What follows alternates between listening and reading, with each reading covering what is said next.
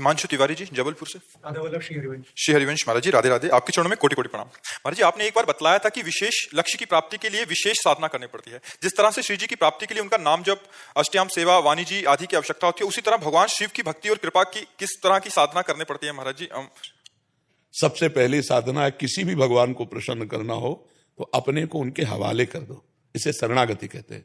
जैसे भगवान शंकर मन वचन कर्म से, हे शिव मैं आपका हूं। सबसे पहली जरूरत है अपने आप। शिव को ये सांसारिक वस्तुएं नहीं चाहिए। लोग भगवान को क्या समझ रहे हैं? अरे अनंत ब्रह्मांड जिनके एक संकल्प में प्रकट हो गए, उन भगवान के बच्चे तुम हो यार। तुम्हारे पास जो कुछ सब उनका दिया हुआ है, तो उनको क्या दोगे? तो फिर हम भगवान की सेवा कैसे करें? सब कुछ उनका दिया हुआ। जैसे एक पिता अपने 4 पुत्रों को सेव लाया और एक एक दे दिया। अब उनमें से एक बालक दौड़ के आया और अपने पिता के मुख में पवाने लगा। पिता ही लाया है, बालक को पाने के लिए दिया है, लेकिन उसने पहले नहीं पाया। अपने पिता क्या करेगा? गोद में उठा लेगा और दुलार करके उससे सेव लेगा और अपने हाथ से उसको पवाएगा। यही तो मेरे भगवान करते हैं। जब कोई भक्त भोग लगाता है तो थाल वापस आती है, लेकिन वो बहुत बड़ी सेवा बन गई। तो दियम वस्तु गोविंदम तुभ्यमेव समर्पये, आपकी दी हुई वस्तु आपको समर्पित है। तो सबसे पहले भगवान को प्रसन्न करने के लिए अपना सब कुछ दे, लेकिन धोखेबाजी से नहीं। जैसे आरती में गाया जाता है ना, तन मन धन सब प्रभु आपका। क्या इस पे खरे उतरते हैं हम लोग? बेईमानी है। हम क्या मानते हैं सब कुछ भगवान का है? अगर मानते हैं तो चाहे वो रख ले हमारे पास तो जय जय, और सब ले जाएं तो जय जय। हमें बुरा नहीं लगेगा, क्योंकि हमारी वस्तु तुम्हारे पास धरोहर के रूप में रखी, हम ले लेते थे, तुम्हें क्यों बुरा लगेगा? लेकिन नहीं, हमें बुरा लगता है।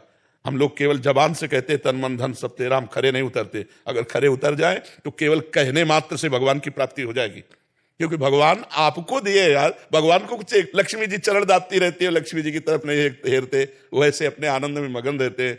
हमारे भगवान की माया में एक पहाड़ है जिसका नाम सुमेर पर्वत है। 4 लाख योजन का है। 4 लाख योजन, 1 योजन माने 4 कोस, 1 कोस माने 3 किलोमीटर। 4 लाख योजन का सोने का पहाड़, उनको तुम किलो 2 किलो का मुकुट चढ़ा दिए तो कोई बहुत बड़ी बात कर दी है। जिनके एक संकल्प से अनंत ब्रह्मांड सृजित हुए, उनके हम हो जाएं, यही सबसे बड़ी आराधना। और भगवान सीते यार बहुत मस्त भगवान है।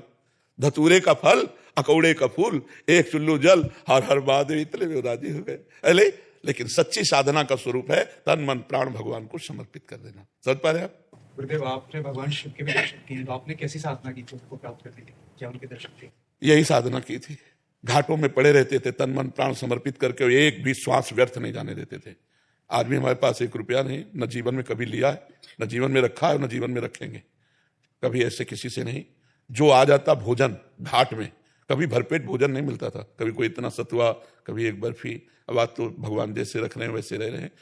ऐसा जीवन नहीं था। एक वस्त्र केवल और एक ही लगन कि मैं भगवत साक्षात। अब बचपन से निकले थे, 13 वर्ष की अवस्था, कोई दुख से थोड़े निकले थे कि किसी विपत्ति या दुख या संकट से हम बाबा जी बन गए हो। खूब ज्ञानपूर्वक निकले थे कि मेरा लक्ष्य क्या है, तो उसी लक्ष्य की प्राप्ति के लिए तड़पन रहती। अब 13 से लेके 55-56 का शरीर होगा, इतनी आयु पूरी व्यतीत हुई है केवल भगवान में। एक भी दोस्त हमारा संसार में नहीं, तो दुश्मन कहां से हो जाएगा?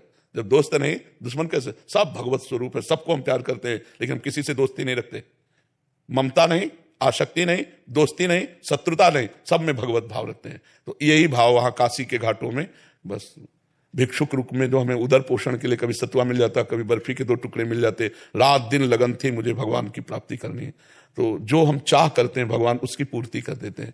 अब उन्होंने कृपा करके वृंदावन भेज दिया, प्रिया प्रीतम की उपासना में भेज दिया, और ये समाज को सेवा दिलानी थी, इसलिए उन्होंने ऐसा संयोग करा दिया। तो उन्हीं का सारा खेल है। भगवान शिव की ही कृपा से हमें जो कुछ प्राप्त है वो उन्हीं की कृपा से प्राप्त है। पर हमारा शिव जी के सिवा कोई था नहीं। कभी किसी आश्रम नहीं गए, कभी किसी मठ मंदिर में नहीं सोए, घाटों में पड़ के सोना और व्याकुल होकर रोना। कैसे प्रभु मिलोगे आप? कैसे मिलोगे? बस हमें तो कुछ पता नहीं, आप कैसे मिलोगे? तो वो जब कोई दैन्य होकर के भगवान के लिए निर्जन स्थान पर सेवन करते हुए रोता है, तो ये पुकार भगवान को जाती है। भाव बिन सुनी पुकारे मैं कभी सुनता नहीं, और भाव पूरी तो टेर ही करती मुझे लाचार है। भगवान भाव से बस में हो जाते। ये वस्तु ऐसा पदार्थ नहीं, केवल भाव चाहिए उनको। तुम भाव से उनको पुकारो, जरूर दर्शन देंगे। लेकिन कौन दर्शन चाहता है? सही में नहीं दर्शन चाहता। दर्शन चाहने की जब बात आती है ना बच्चा, तो जैसे कोई दिल को मसला करे, शायद इसको ही इश्क कहते हो। हर समय एक विशेष तड़पन, हर समय एक विशेष आहत, जैसे कोई आदमी होना, केवल एक ही बात, कब प्रभु मिलेंगे, कब मिलेंगे, कब मिलेंगे। वो अब जैसे आपके माँ है, आपके पिता है, आपके भाई, आपके परिवार है, तो आपको जीवन व्यतीत करना अच्छा लगता है ना। उसकी सोचो जिसने माँ पिता भाई बंधु सब होते हुए छोड़ दिए, ना कोई सुख, ना कोई सुविधा, ना कोई मनोरंजन, और केवल भगवान के लिए, तब वो भगवान की चाहत, भगवान की प्राप्ति की बात आती है। जब रुदुश्रम राजन कृष्ण दर्शन लालसा तासा माविर्भूत छौरी इसमें मान मुखामुजा पीताम्बर धरा सृग्वी साक्षात मनमथ मनमथा, जब भगवान के लिए रोना आ जाए, विकलता आ जाए, कैसे मिलोगे? किसके पास जाऊं? किससे कहूं? कैसे आप मिलोगे? वो व्याकुलता, तो भगवान जब व्याकुलता देखते हैं तो भगवान सब में है, सब जगह है, सब रूपों में है। जिस रूप में चाहो उस रूप में भगवान का दर्शन कर लो। लेकिन दर्शन कौन भगवान का चाहता है? कौन चाहता है मैं तुम्हें देखना चाहता हूं, मैं तुमसे प्यार करना चाहता हूं? सारा जगत अपने सने संबंधियों से प्यार करता है, मैंने हर संबंध तोड़ा है केवल आपके प्यार के लिए। अब मुझे आपसे आंख लड़ानी दूसरे से नहीं, ऐसा कौन है? और जो है तो आंख लड़ गई है। ऐसा ले कि प्रभु ऐसे मिलते हो कि ध्यान में मिले, ऐसे देखा है जैसे तुम्हें देखा है, ऐसे प्रभु को।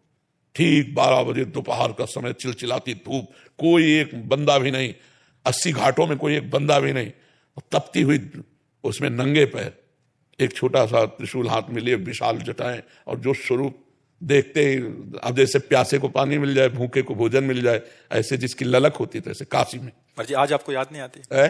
भोले बाबा की याद नहीं आती? जब भूले हो तो याद आए। जैसे इस शरीर की हम याद नहीं करते और इसको हम भूले भी नहीं है। बोलो, सोने के बाद जब उठते हैं आप तो आपको याद करना पड़ता है कि मैं पुरुष हूं, मैं स्त्री हूं, मैं कौन हूं? नहीं, आपकी याद में वो हर समय था, सोने में भी था, क्योंकि जगकर आप तुरंत क्रियाशील हो जाते हैं। ऐसे ही अगर भगवान शिव को पूछे तो कभी भूले ही नहीं। मतलब वो अगर आप गौर से देखो तो आपको लगेगा कि हम भूले हैं कि नहीं। शंकर पार्षद जैसे वो कर्पूर गौरम करुणा अवतारम संसार सारम भुजगेंद्रारम, तो उनके चेला ऐसे हैं, उनके दास ऐसे। आप गौर से देखो एकाग्रता करके तो आपको समझ में आ जाएगा। पर वो एकाग्रता होनी चाहिए, वो दृष्टि होनी चाहिए, जाकी रही भावना जैसी प्रभु मूर्ति देखी। महाराज जी अब इससे भी पता लगता है कि हर दूसरे दिन कहीं ना कहीं ज्योतिर्लिंग से आपके लिए प्रसाद आता है, कोई पार्षद आते हैं, तो मतलब उससे भी वो प्रेम उजागर होता है कि उनका भी प्रेम आपके प्रति वैसा ही। उन्हीं का है, जो कुछ है उसी शिव प्रेम की थाल में है। अगर प्रिया प्रीतम का है तो शिव जी की ही कृपा से है। मूल जो पात्र है वो शिव कृपा है, उस पात्र में जो रस है वो राधा कृष्ण का है, वो प्रिया प्रीतम का है। लेकिन पात्र तो शिव है, पात्र शिव है और रस प्रिया प्रीतम का है।